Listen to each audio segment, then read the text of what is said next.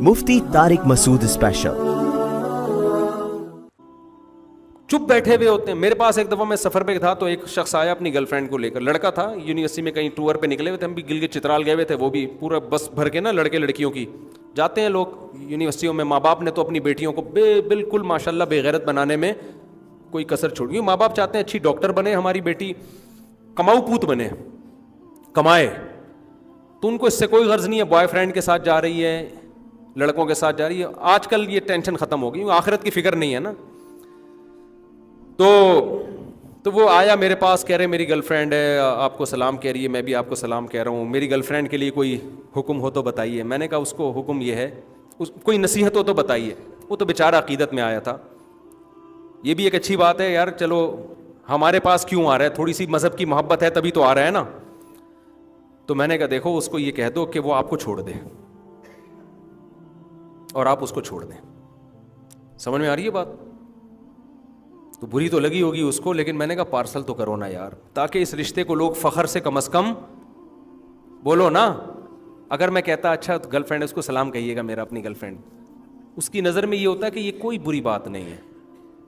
तो मैंने कहा यार आपकी गर्लफ्रेंड ने जो कहा है कि मुफ्ती साहब को सलाम पहुंचा दें और कोई नसीहत हो, मैंने कहा पहली नसीहत तो यही है कि वो आपको छोड़ दें। इससे आगे मैं नहीं बढ़ा कि भंगी चमार, ये इसलिए नहीं बढ़ा कि ये मौका नहीं था, क्योंकि वो अकीदत मोहब्बत में जब एक आ रहा हो ना तो फिर भंगी चमार नहीं कहा जाता उसको, ठीक है ना।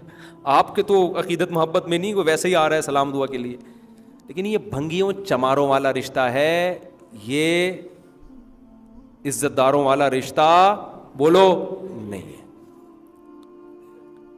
फिर मुझे बाद में फ़ौरन एकदम बाज़ दफ़ा इमरजेंसी में कोई बात होती है ना, तो बाद में मुझे ख्याल आया कि मुझे एक जुमला ऐड कर लेना चाहिए था कि अगर इसी के साथ रहना है तो निकाह कर लो और आ जाओ, मैं निकाह पढ़ा देता हूँ यहीं पे। हमारे साथ और भी 2-3 उलमा थे, तो मुझे ये ख्याल होना बाद में ख्याल है कि यार मैंने बड़ा चांस मिस कर दिया। मैं उनसे कहता, उसकी गर्लफ्रेंड से भी, इसको भी कहता कि इस पलीद रिश्ते को एक जायज़ रिश्ते में फ़ौरन तब्दील कर लो, कोई टेंशन की बात नहीं, अभी दोनों आ जाओ, गवाह बैठे हुए, अभी निकाह पढ़ा के इस रिश्ते को क्या कर देता हूँ, एक जायज़ मियाँ बीवी बन जाओगे। और रहने की नीयत से, इस नीयत से नहीं कि गिलगित से वापसी के टूर पे हमने क्या करना है, वो उसने अदालत से खुला लेनी है और इसने तलाक देनी है, ऐसा कुछ नहीं। रह लो यार, क्या जा रहा है यार तुम्हारा, कितना आसान है, अभी भी तो घूम ही रहे हो ना, मियाँ बीवी बन के घूमो, लाइफ को एंजॉय करो और रहने की नीयत से। लेकिन वो जब बात आएगी और एक्चुअली रुखसती कैसे होगी, एक्चुअली अभी एजुकेशन और टोपी ड्रामे बकवासात शुरू हो जाएंगे, फौरन एक लंबी कहानी शुरू हो जाएगी। और मैं ऐसी लड़कियों को जो बॉयफ्रेंड के साथ गिलगित के टूर पे निकली हुई है, ये भी मशवरा नहीं देता कि अपनी अम्मा से पूछो। उसूली तौर पर तो लड़की को चाहिए शादी से पहले अपने माँ बाप से पूछे। मैं कभी ऐसी शादी नहीं कराता कि लड़की को मैं बाप से पूछे बगैर उसका कहीं निकाह पढ़ा दूं। लेकिन जब तू घर से निकल गई है, यहां अब्बा को बता के अब्बा ने इससे नहीं रोका, इसका मतलब अब्बा शादी से रोकने का तो अब अब्बा ने हक अपना खुद ही खत्म कर दिया है। जब तुम एक बॉयफ्रेंड के साथ रातें होटल में गुजार रही हो, यह काम अब्बा से पूछ के किया उसने, क्या हो गया? तो अब मैं उसके अब्बा से पूछ के इसका निकाह कराऊंगा? तो मैं तो कराऊंगा उसका निकाह कि भाई ये यहां तक आ गई, अब्बा आपसे पूछे बगैर, आप रोकते तो रुक नहीं सकती थी, या आपने रोका ही नहीं, इसका मतलब आपने इसको जिना की अथॉरिटी दे दी है, तो फिर मैं इसका आपसे पूछे बगैर निकाह पढ़ाऊंगा। समझ में आ रही बात? फिर अब्बा कल कहेंगे ना कि आपने हमारा निकाह क्यों पढ़ा? मैं कहूँगा दोनों घूम रहे थे, रातें गुजार रहे थे इकट्ठे, इस बुराई से रोकने के लिए हमने क्या किया है, इनका निकाह पढ़ा दी। वो कहेंगे आप कौन होते हो मेरी बेटी का निकाह पढ़ाने वाले? तो मैं उससे कहूँगा आप इस बच्ची के बाप बाद में हो, इस बच्ची का हक पहले अल्लाह से क्या है, बोलो ना। अल्लाह का रिश्ता पहले मुक़द्दस है, अल्लाह इस बुराई को पसंद नहीं करता। तो अल्लाह ने मुझे ये अथॉरिटी दी है कि आपकी विलायत निकाह के मामले में इस पे साक़ित हो चुकी है, आप इसके वली शादी ब्याह के मामले में रहे नहीं हो। समझते हो कि नहीं समझते? तो मुझे खुदा ने इजाज़त दी है कि मैं इनका निकाह पढ़ा दूँ आपसे पूछे बगैर, क्योंकि ये काम के लिए भी तो वली की इजाज़त चाहिए थी ना। तो वली के लिए जायज़ था इजाज़त दे देता कि अबे निकाह के लिए जब वली की इजाज़त ज़रूरी है तो क्या बॉयफ्रेंड बनाने के लिए ज़रूरी नहीं है? और वली के लिए जायज़ है कि उसको इजाज़त दे? तो जिस वली ने अपनी बेटी को बॉयफ्रेंड रखने की इजाज़त दे दी है, तो वो उसको शौहर बनाने से कैसे रोक सकता है? नहीं आ रही खोपड़ी में तो जो चल रहे हो चलते रहो बैठ के। بال اصل بات میں یہ کر رہا تھا، جب کوئی بتایا کہ نا میری گرل فرینڈ ہے تو بولا یار بڑا گندا بھنگیوں والا کام کیا، اور سنائیے کیسے آنا ہوا آپ. فوراً موضوع چینج کر دو کیونکہ پھر وہ برسے گا آپ کے اوپر، تو کون ہوتا ہے مجھے روکنے والا. تو ایک دفعہ یہ پارسل کر دیا کرو تاکہ اس کو شاید اس کے ضمیر جاگ جائے کہ میں کوئی اچھا کام نہیں کر رہا، شاید اپریشیٹ نہ کیا کرو. اور گرل فرینڈ کا جو رشتہ ہے نا، یاد رکھو اس کے جوڑنے کا کوئی ثواب اسلام میں نہیں ہے. غیر مسلموں میں گرل فرینڈ کا کلچر ان کے کلچر کا حصہ بن چکا ہے، اسی وجہ سے یہ چیز مسلم سوسائٹی میں بھی امپورٹ ہو رہی ہے. خوب سمجھ لو، سب سے غلیظ اور گندا اور پلید اور ناپاک اور گوبر والا رشتہ بوائے فرینڈ اور گرل فرینڈ کا رشتہ ہے. یہ اتنا غلیظ رشتہ، کسی کو بتاتے ہوئے نا شرمایا کرو کہ میری گرل فرینڈ ہے. یہ ناپاک رشتہ ہے، اس محبت پہ کوئی ثواب نہیں ملتا. ان کا فزیکل ریلیشن ہوا، 4 گواہوں سے ثابت ہو گیا ان کمبختوں نے زنا کیا ہے، تو اسلام کہتا ہے ان کو کوڑے مارو. شادی شدہ نے گرل فرینڈ رکھی ہوئی ہے، اسلام کیا کہتا ہے؟ حکومت کو کہتا ہے آپ نہ یہ کام کریں کہ اس کو زمین میں گاڑ کے پتھروں سے مار کے ہلاک کر دو. اور کنوارا یہ کام کرتا ہے، گرل فرینڈ رکھتا ہے، تو اسلام کیا کہتا ہے؟ چوک پہ 100 کوڑے مارو اس کو. اتنا غلیظ، اتنا گندا، اتنا پلید رشتہ کس کا؟ گرل فرینڈ اور بوائے فرینڈ کا. غیر مسلموں میں فخر ہے، پوچھتے ہیں آپ کی کوئی گرل فرینڈ ہے تو اس کو یہ تحفہ دیں. آپ زمین میں گڑ جایا کرو یہ بتاتے ہوئے کہ میری کوئی گرل فرینڈ ہے. نہیں آ رہی میرا خیال ہے بات سمجھ میں؟ گرل فرینڈ سے رشتہ جوڑو گے، خدا کی نظر میں ناپاک اور پلید بن جاؤ گے، زانی کہلاؤ گے. بیوی سے جتنا قریب ہو گئے اللہ کی نظر میں اتنے ہی مبارک اور مقدس بن جاؤ گے. سمجھتے ہو؟ بیوی سے محبت پہ ثواب ہے. بیوی کے سامنے جھوٹی تعریف کرنے پر بھی، حدیث میں آتا ہے جھوٹ بولنا کہیں بھی جائز نہیں ہے، لیکن بیوی کو خوش کرنے کے لیے، اس کی جھوٹی تعریف کے لیے جھوٹ بولنے پر بھی ثواب کر دیا. اللہ تعالی نے قانون چینج کر دیا اپنا کہ اگر جھوٹ موٹ تعریف کر دو کہ خوش ہو جائے گی وہ، تو کوئی بات نہیں ہے، جھوٹ بولنا بھی جائز ہے. اتنا اللہ کو میاں بیوی کا رشتہ محبوب ہے. نبی صلی اللہ علیہ وسلم نے فرمایا جب مرد اپنی زوجہ سے خواہش پوری کرتا ہے اللہ اس پہ بھی ثواب دیتے ہیں. صحابہ نے عرض کیا یا رسول اللہ وہ تو اپنی خواہش پوری کر رہا ہے، اس پہ ثواب کیوں؟ آپ نے فرمایا بتاؤ اگر وہ کسی عورت سے زنا کرتا، یعنی گرل فرینڈ کے پاس جاتا، تو گناہ ملتا کہ نہیں ملتا؟ صحابہ نے کہا ضرور. فرمائے کیا بات ہے کہ تم گناہ کو گناہ تو کاؤنٹ کر رہے ہو، حلال میں ثواب کو کاؤنٹ نہیں کر رہے. اس نے برائی سے اپنے آپ کو بچایا ہے. تو یہ غلیظ گندا رشتہ، یہ اس کو جتنی برا بلا کہو نا کم ہے. جب بھی کوئی آپ کا دوست آ کے بتایا کرے نا میری گرل فرینڈ ہے، آپ بولو یار بڑا پلید رشتہ ہے یار، بڑا گندا، بڑا غلیظ، بھنگیوں والا کام کیا تو نے یار. پھر اپنی دوسری بات فوراً چینج کر دو. ایک دفعہ یہ بولا ضرور کرو، کیونکہ ہم معاشرے میں اس کو برداشت، میں نہیں کہہ رہا آپ اس پہ ماریں پیٹیں، یہ تو آپ نہیں کر سکتے، نہ کرنا چاہیے آپ کو. کسی کی نجی زندگی میں آپ کو کوئی حق نہیں ہے کہ آپ اس پہ سختی کریں، لیکن اس کی تعریف نہ کیا کریں، چپ نہ رہا کریں. سمجھتے ہو؟ جب بھی بولے نا کہ میری گرل فرینڈ ہے یا میرا بوائے فرینڈ ہے، آپ بولے بڑے پلید کام کیا، بھنگیوں والا کام کیا، اس سے اچھا تھا گٹر صاف کر لیتا، بھنگی بن جاتا. ہاں آپ بتائیے کس سلسلے میں آنا ہوا. ایک دفعہ پارسل ضرور کیا کرو. مفتی صاحب قرآن حدیث کی روشنی میں جنت کی زندگی کیسی ہوگی؟ کیا وہاں خواہش ہوگی؟ وہاں تو خواہش ہوگی، کیا وہ پوری ہو جائے گی؟ نہیں، جنت میں گاڑیاں ہوں گی، جنت میں ہر خواہش پوری ہوگی. وَلَكُمْ فِيهَا مَا تَشْتَهِي أَنفُسُكُمْ. قرآن کہہ رہا ہے جس چیز کا بھی تمہارا دل چاہے گا وہ تمہیں وہاں ملے گی. وَلَكُمْ فِيهَا مَا تَدَّعُونَ. جو بھی مانگو گے وہ بھی ملے گا لازمی. فَلَا تَعْلَمُ نَفْسٌ مَا أُخْفِيَ لَهُم مِّن قُرَّةِ أَعْيُنٍ.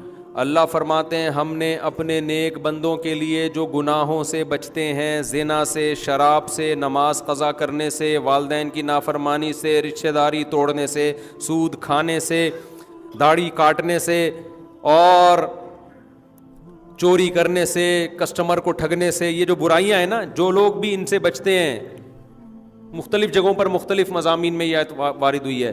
تو اللہ فرماتے ہیں ہم نے ان کی آنکھوں کی ٹھنڈک کا کیسا سامان چھپا کے رکھا ہے یہ کسی کو خبر نہیں ہے.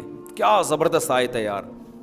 اللہ کہتے ہیں کسی نفس کو خبر ہی نہیں ہے کہ ہم نے آنکھوں کی ٹھنڈک کا کیسا سامان چھپا کے رکھا ہوا ہے اپنے نیک بندوں کے لیے.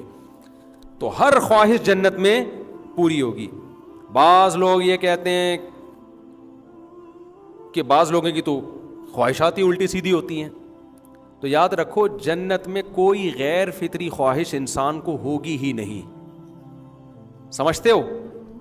کوئی ایسی خواہش نہیں ہوگی جو انسان کی نیچر سے میچ بولو نہیں کرتی.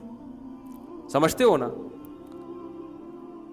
اکثر خواتین یہ سوال پوچھتی ہیں کہ ہم نے ایک میاں کے ساتھ بمشکل گزارا کیا, ظالم میاں کے ساتھ نبھایا بچوں کی خاطر, اب وہ مر گیا, ہم نے دوبارہ شادی نہیں کی, تو علماء سے یہی سنا ہے کہ جنت میں یہی والا ملے گا جو لاسٹ میں آپ کا میاں ہوگا. تو ہماری تو خواہش ہے کہ ہمیں یہ والا نہ ملے, ہمیں تو وہ والا ملے. کوئی سا بھی ان کی نظر میں ہوتا ہے. سمجھتے ہو؟ تو اس کا جواب یہ ہے کہ یہ جو میاں ہے اگر یہ برا تھا تو جنت میں جائے گا ہی نہیں. اصل تو پھر یہی ہے کہ اس کو سزا ملے گی تو کسی اور ڈپارٹمنٹ میں ہوگا, پھر اللہ آپ کا نکاح کرا دیں گے کسی انسان کے بچے سے جو کہاں جائے گا جنت میں. اور اگر یہ جنت میں گیا کسی کی سفارش کی وجہ سے تو اللہ آپ کے دل میں اس کی محبت پیدا کر دیں گے. یہاں خواتین کہتی ہیں یہ والا کس کی ڈیزائننگ ہی ٹھیک نہیں ہے. تو دیکھو اللہ کو یہ قدرت ہے, یہ پرانی گاڑیاں کمپنی میں ریپیئر ہو کے نہیں ہو جاتی ہیں کہ نہیں ہو جاتی, تو پرانا میاں کیوں ریپیئر نہیں ہوگا؟ کیا خیال ہے؟ پرانا والا بھی کیا, یہ سب کچھ اللہ کی قدرت میں ہے. تو جو بھی کرے گا اللہ, یہ اللہ پہ چھوڑ دو, اس میں ٹینشن لینے کی کوشش نہ کرو. مرد پریشان ہوتا ہے کہ یہی والی مجھے ملے گی. ایک آدمی کی بیوی کی ڈیتھ ہوئی تو دفنا کے آ رہا تھا, بجلی کڑکی نہ, کہہ رہا ہے لگ رہا ہے پہنچ گئی ہے. وہاں جا کے بھی ایک دم اس نے تباہی مچا دی ہے. تو اب یہ والا چاہے گا کہ یہی والی ملے. تو اب اس بحث میں پڑھنا فضول ہے. جب اللہ نے کہہ دیا کہ کوئی ٹینشن نہیں ہے اور راحتیں ہی راحتیں ہیں, تو سمجھ لو کہ یہ والی ریپیئرنگ کے بعد ملے گی تمہیں, یہ وہاں جا کے کڑکے گی نہیں. کیونکہ جنت میں کوئی پھڈے بازی نہیں ہے, محبتیں ہیں. الا قیلا سلاما سلاما, ہر طرف سے سلامتی کی صدائیں ہوں گی. تو اس لیے کوشش اس کی کریں کہ جنت میں چلے جائیں. تو یہ بڑا مسئلہ نہیں ہے کہ یہی والی ملے گی یا وہ پڑوسن ملے گی, اس کی والی مجھے مل جائے گی, میری والی اس کو. یہ اصل ٹینشن کی بات نہیں ہے, یہ ٹینشن نہ لیں. یہ میری اور آپ کی ٹینشن نہیں ہے, یہ اللہ کی ذمہ داری ہے. اللہ ہم میں سے ہر شخص کی خواہش پوری کرے گا. فوکس اس کو کریں کہ اعمال ایسے کریں وہاں پہنچ جائیں, پھر وہاں جا کے اللہ سے کہنا مجھے یہ والی نہیں چاہیے. تو اللہ کہے گا کہ اسی کو برداشت کرنے کی وجہ سے تو یہاں پہنچا ہے, اب تجھے یہ والی نہیں چاہیے.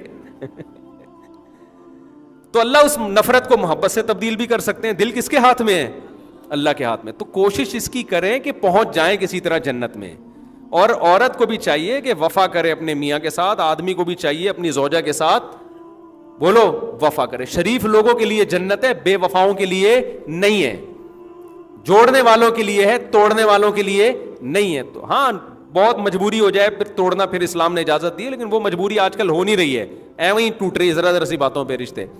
تو ابھی تو جوڑے, اللہ کو جوڑنے والا. جنتیوں میں جتنے بھی جنتی ہیں اللہ نے سب کی علامات رشتے جوڑنا بتایا ہے, توڑنا نہیں بتایا. تو رشتوں میں میاں بیوی کا بھی تو رشتہ ہے کہ نہیں ہے؟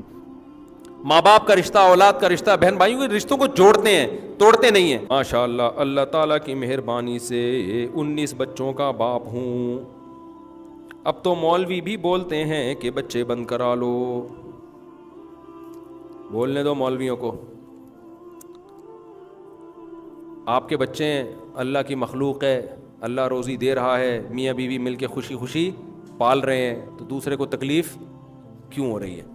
ان کو یہ تکلیف ہو رہی ہے کہ رزق کم ہو جائے گا فیوچر میں, یہ تکلیف ہو رہی ہے نا. تو ان سے کہیں کہ جب اتنے کروڑوں لوگوں کا رزق کم نہیں ہوا تو 19 کے اضافے سے کوئی کم نہیں ہوگا. سمجھتے ہو؟ اور بچہ پیدا ہوتے ہی ماں کی چھاتیوں میں دودھ اللہ تعالیٰ پہلے ڈال کے بتا دیتے ہیں کہ اس کا رزق کس کے ذمے ہے؟ میرے ذمے. لوگ پھر وہیں وہی لبرل لوگ وہی فضول بکواس کرتے ہیں کہ صرف دودھ ہی تھوڑی ہے, بہت سارے اور بھی مسائل ہیں. ان سب کے جواب میں بہت ڈیٹیل سے بار بار دے چکا ہوں. صحابہ میں تو بہت ملتا ہے ہمیں. حضرت خالد بن ولید کے 40 بچے تھے, سمجھتے ہو نا. حضرت انس بن مالک رضی اللہ تعالیٰ عنہ کو نبی نے دعا دی تھی کہ اللہ اس کے عمر میں بھی برکت دے, اس کی اولاد میں بھی. بخاری کی حدیث ہے.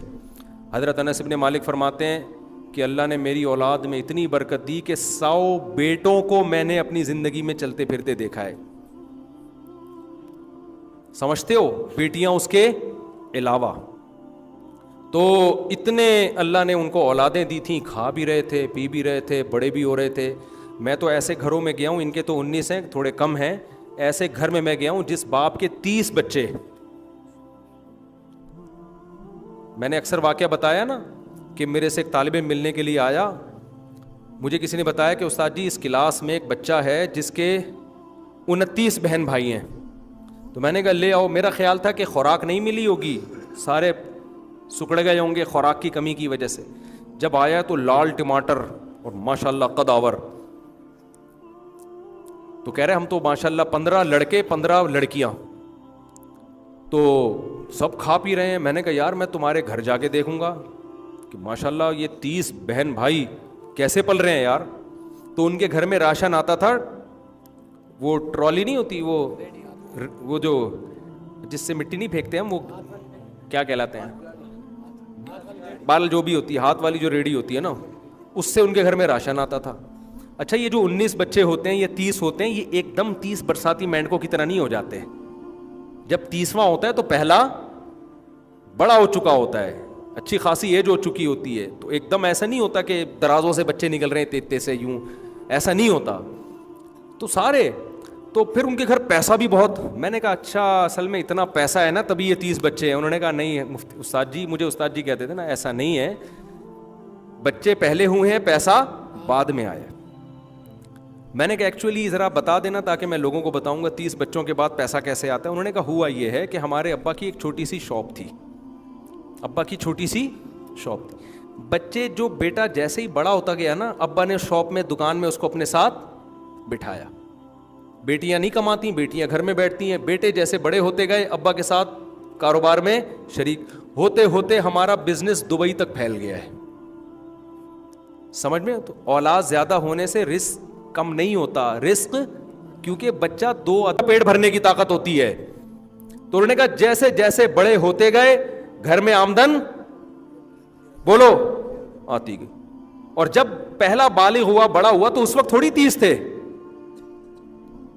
بھائی اتنی جلدی 30 ہو ہی نہیں سکتے نا, اللہ کے ابھی تو ایک نظام ہے. تو وہ تو بڑے ہوتے گئے اور مارکیٹ میں نیا ورژن آتا گیا. تو نیا ورژن آتا گیا, مارکیٹ میں آتا گیا, ہوتے ہوتے کہتے ہیں جب اتنے ہمارے جب کاروبار بڑھتا گیا تو اتنی ریل پیل ہو گئی, ملازمین کو رکھو وہ خود آدھی دکان کھا جاتے ہیں, اولادوں کو رکھو تو وہ باپ کے کاروبار کو ترقی دیتے ہیں. کہہ رہے اب یہ حساب کتاب ہو گیا کہ دبئی میں اور شارجہ میں اور پتہ نہیں کہاں کہاں اتنا بزنس پھیل چکا ہے کہ ہم نے ابا کو بٹھا دیا گھر میں, ابا اب آپ نے نہیں کمانا. میں نے کہا ویسے بھی یار 15 بیٹے, تو اگر روزانہ ریڑھی بھی لگائیں اور روزانہ 100 روپے بھی ابا کو دے دیں تو 15 کو 100 سے ضرب دے دو, کتنے بن گئے 1500. تو 1500 روپے تو ابا کی روز کی ویسے ہی خامخواہ کی دہاڑی بن جائے گی, ریڑھی بھی لگائیں.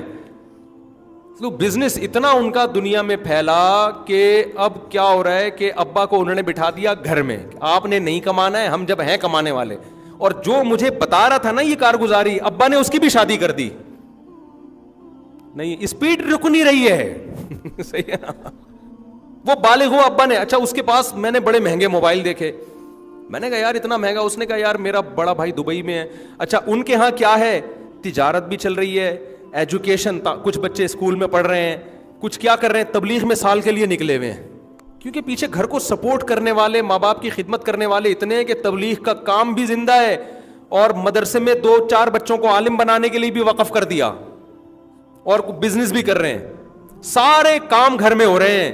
اور کہہ رہے ہیں میرا ابا ایسے دسترخوان پہ آگے بیٹھتا ہے, 4 مائیں بیٹھتی ہیں اور بچے لائن سے آ کے بیٹھتے ہیں, اتنی بڑی ابا کی پگڑی ہے.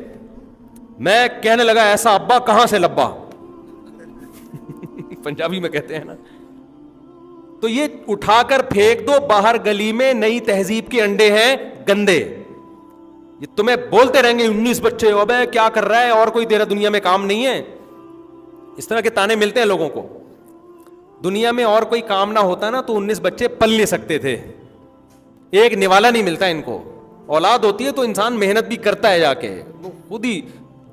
ہاں یہ ضرور ہے کہ اپنی ذمہ داریاں پوری کرے, خالی بچوں کی اسپیڈ کو فوکس کر کے نہ رکھے جب آپ گاڑی چلا رہے ہوتے ہو ایکسیلیٹر پہ فل جب پاؤں ہوتا ہے تو پھر اسپیڈ بریکر بھی دیکھتے ہو, سگنل بھی دیکھتے ہو کہ کہاں سے ٹرن مارنا ہے, رکشے والا نہ آ جائے. پھر یہی نہیں ہوتا کہ اسپیڈ پہ پاؤں رکھ کے بچہ چلا جا رہا ہے, پھر تو کھائی میں جا کے گرے گا. تو بچوں کی اسپیڈ بھی خاندانی ہونی چاہیے, اور پھر ان بچوں کی تربیت کے لیے محنت بھی کیا ہونی چاہیے, خاندانی. ان کی کھلانے کے لیے فکر بھی کیا ہونی چاہیے, خاندانی. یہ دونوں کام تو ساتھ ساتھ چلو, اور پھر اللہ توفیق بھی دے دیتا ہے. ایک آدھ بچے والے کو اکثر توفیقیں بھی نہیں مل رہی ہوتی. تو اچھا ان کے سارے بچے ادب تمیز والے, ماشاء اللہ, باپ کا احترام, ماں کا احترام, سب سیٹ اپ چل رہا ہے, گھروں میں رونق ہے, بڑا گھر ہو گیا اب ان کا. اچھا پچھلے سال 2 سال پہلے مجھ سے ملنے کے لیے آیا, میں نے کہا میں نے آپ کا واقعہ بہت لوگوں کو بتایا کہ 30 بچے, اس نے کہا 32 ہو گئے استاد جی. 30 پرانی رپورٹ تھی, 30 کون سی تھی, پرانی رپورٹ تھی, اب 32 ہو گئے. تو الیکشن والے بھی انہی کے گھر میں آتے ہیں کہ یار 30 ووٹ تو یہاں گئی ہیں. اور اللہ بھلا کرے آپ کا کہ وہ ایک فیملی پلاننگ والے آئے نا, کسی کے گھر 20 بچے تھے, تو کسی نے پوچھا کہ یار تمہارے گھر فیملی پلاننگ والے نہیں آئے, کہہ رہے ہیں یار اسکول سمجھ کے چلے گئے تھے. سمجھتے ہو کہ نہیں سمجھتے, سارے انتظام ہو جاتے. اور زمین اتنی جلدی بھرنے والی نہیں ہے. آپ سفر کرو, زمین خالی پڑی ہے, پکار پکار کے کہہ رہی ہے کہ میرے اللہ نے مجھے اتنا بڑا بنایا ہے, اتنی اسپیس رکھی ہے. اس اللہ کو پتا تھا کہ 15ویں صدی میں مولوی طارق مسعود بھی پیدا ہوگا جو لوگوں کی اسپیڈ بڑھا کے دنیا سے جائے گا. اللہ نے پہلے سے اتنی اسپیس, بلوچستان میں ہی پورا پاکستان سما سکتا ہے, اتنی اسپیس ہے, ایک اکیلا صوبہ ہی کافی ہے. سندھ خالی پڑا ہے, بلوچستان خالی پڑا ہے, بہت اسپیس ہے. پھر آگے پوری دنیا کو دیکھو گے تو آدھے سے زیادہ پاکستانی تو دنیا میں ہیں. یہ آبادی زیادہ ہے تبھی تو پوری دنیا میں پہنچے ہوئے ہیں. آبادی تھوڑی ہوتی تو کہاں جاتے بیچارے, پوری دنیا میں جاؤ. دنیا میں کتنے کنٹریز ایسے ہیں جنہوں نے اپنی نسلوں کو روکا, اور 1 صدی کے بعد وہ نسل ہی غائب ہو گئی. اور اب ایسا ہی ہو رہا ہے. یورپ کے کنٹریز اب مائنس میں جانا شروع ہو گئے ہیں, کیونکہ پہلے انہوں نے کہا 2 بچوں کی تربیت اچھی ہوگی, معاشی ترقی ہوگی, پیسہ بچے گا. تو گورے نے کہا 2 بچوں میں جب پیسہ بچے گا تو ایک میں تو اور زیادہ بچے گا, اس کی تربیت اور اچھی ہوگی. تو اس نے کہا 1 ہوگا بس. پھر اس نے کہا اگر 1 بھی نہیں ہوگا تو تربیت کا ٹاپک ہی ختم ہو جائے گا. یہ نعرے یہاں بھی لگائے جا رہے ہیں. تو اسلام اس کے اپوزٹ 180 ڈگری پہ لے جا رہا ہے. اسلام کہہ رہا ہے اللہ کی نعمت ہے, یہب لمن یشاء اناسا, جس کو چاہتا ہوں بیٹیاں گفٹ کرتا ہوں, جس کو چاہتا ہوں بیٹے گفٹ. تو گفٹ تو کم ہو اچھا ہے یا زیادہ ہو اچھا ہے, جتنا زیادہ ہو اچھا ہے. ہاں اپنی ذمہ داری بھی پوری کریں, خالی اسپیڈ پہ پاؤں نہ رکھیں. کافی ہو گیا میرا خیال ہے, اب بھی اسپیڈ نہیں بڑھی نا. تو میں اللہ سے کہوں گا اللہ میں اپنی ذمہ داری پوری کر کے چلا گیا تھا, یہ ہو گیا. چلو اللہ تعالیٰ سمجھنے کی عمل کی توفیق عطا فرمائے. وما علینا الا البلاغ. جزاک اللہ.